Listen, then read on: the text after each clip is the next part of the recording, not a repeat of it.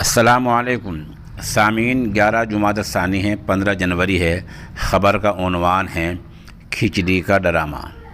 ये तस्वीर में आप देख रहे हैं जो यूपी के वज़ीर आला आदित्यनाथ योगी हैं। आप गोरखपुर में एक दलित के घर खिचड़ी खा रहे हैं।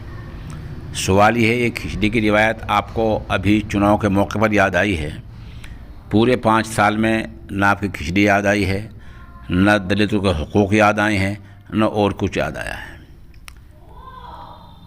आप इससे इनकार नहीं कर सकते कि हिंदुस्तान के बहुत सारे मंदिरों में अभी भी दलितों के साथ छूत-छात बरती जाती है। गुजरात से खबरें आया करती हैं कि फला गांव में दलित को घोड़ी चढ़ने पर, दलित दूल्हे को घोड़ी पर नहीं चढ़ने दिया, लोगों ने, सवर्ण जात के लोगों ने झगड़ा कर दिया।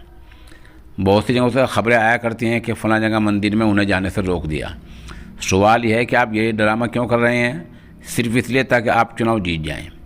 पूरे मुल्क में जिस तरह का माहौल है, जिस तरह दलितों के साथ तफरीक बढ़ती जाती है, उसको तफरीक को मिटाने के लिए आपने क्या किया? कुछ नहीं किया।